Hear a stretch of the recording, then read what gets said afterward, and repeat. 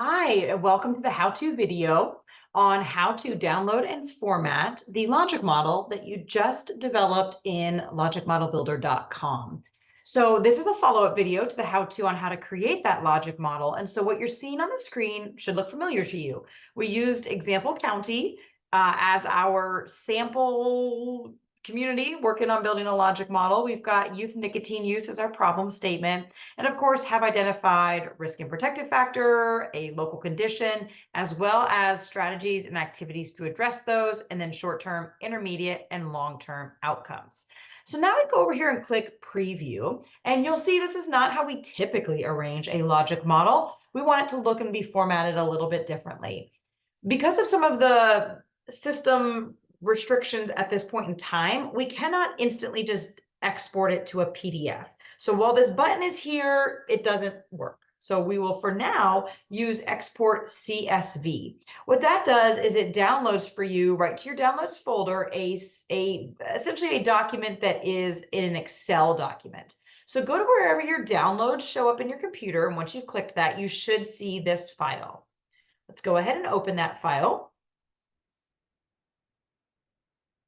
And here is our Excel document. A few things obviously need to happen here in terms of formatting. And this is truly just up to you in terms of you playing around with it, but you definitely want to make sure that all of your columns are on one page, and depending on the size of your logic model, that the height is also on one page. Maybe two if you've got several different problem statements and risk factors that you're working on. This one for sure can fit on one page. You'll notice right off the bat, there is this blank row, number 2, that has nothing in it. You can go ahead and click that, right-click it, and say delete. That will then take that away. You also are welcome to go up here to cells and click delete that way. So now we just got rid of that extra thing. Now, a few things we're going to want to do right off the bat to make sure that we format this well. Click and hold and drag over to H, and we can go ahead and click wrap text. That's going to put all of our text kind of in these sized columns. Also go over to the page layout tab and change the orientation to landscape. So then we know, and you see these dotted lines show up that help us see where our pages are. The other thing you're going to want to do here on this page, on the scale to fit section right here under page layout, where it says automatic for width, go ahead and click 1 page. That's going to make sure that it scales our logic model to be sure that it fits on 1 page in terms of those columns. Now you have the opportunity, if you want to, while it's still highlighted, you can go ahead and click and drag and adjust the width a little bit, and that will do so for all of them. So what we want to make sure we do is hang out in a really nice balance between the width of the columns and the height of the rows. So we can adjust these individually as well, just to give ourselves a little bit of increase in space there. We now have a little bit of height that we can play with, so we'll bring that up a little bit.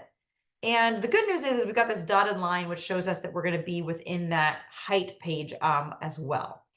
I would also recommend that you go ahead and highlight the cells that consist of your logic model, go back to the Home tab, and then just go ahead and add all borders. That will just make reading it, especially when it's printed, make it a lot easier to read.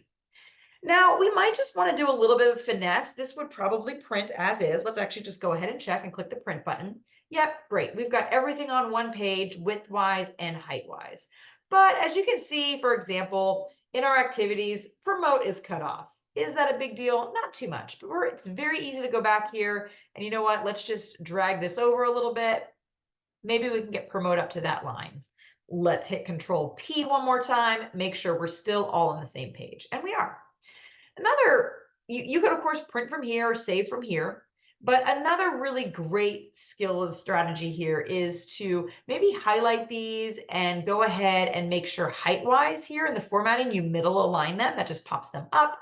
Maybe you want them all to be centered, whatever you'd like to do. Some people like to fill in the coloring of this just to make them stand out a little bit. However you want to format this to make it look pretty. You even could add a row here. You can insert a row at the top, and maybe you put your, I'm so sorry.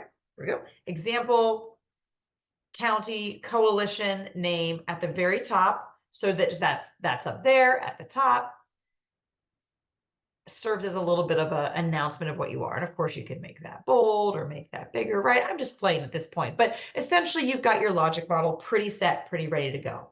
Now go ahead and click save, and it will probably want you to change it to a non-CSV file. Go ahead and save it as Excel workbook.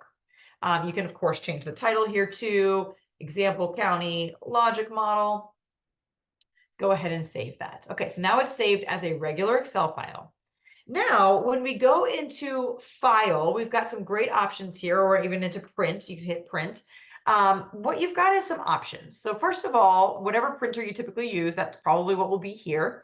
You have the option of saying to print it as a PDF.